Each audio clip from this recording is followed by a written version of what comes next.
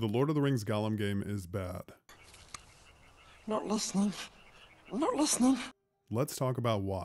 But before we get down to it, drop a like and a comment below on what your experiences have been with the game so far. And if you decided not to purchase The Lord of the Rings Gollum, but are still interested in the story that it tells, make sure to check out my story edit. And if you enjoy my content, consider subscribing to the channel. Helps out a lot. Now that the shameless self-plugging has been done, let's get down to business. I would first like to preface this review by saying I've been a huge fan of The Lord of the Rings for most of my life, and I've loved most, if not all, of the Lord of the Rings games in the past, regardless of quality.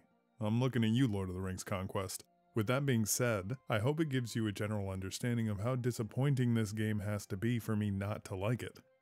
And I did not like it. During my roughly 13 hours of playtime, I found myself wishing it was over far before it was. The game focuses heavily on stealth and platforming gameplay, both of which are incredibly unfulfilling and outdated. The stealth gameplay consisted mostly of moving around shadows that have just been placed on the ground and make little to no sense in the lighting of the room.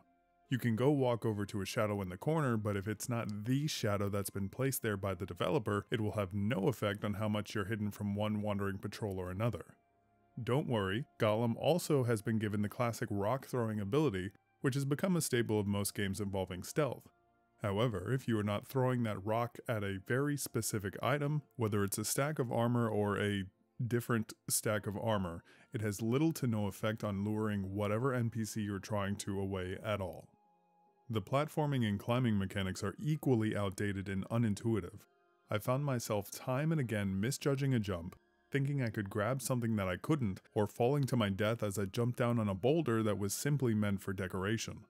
I don't really have an issue with high-skill platforming, but I never once felt that any of my deaths while platforming were due to my personal skill rather than the inconsistency of the game. The third and final gameplay mechanic available to us in Lord of the Rings Gollum consists of menial and absolutely excruciating missions where Gollum is either ordered or asked nicely to complete a tedious job. Visually, Gollum leaves quite a bit to be desired by today's current-gen standards. However, there were plenty of environments that I found visually stunning and immersive, only to be quickly taken back out of it by character models and animations that look like they would be more at home in a 20-year-old BioWare game.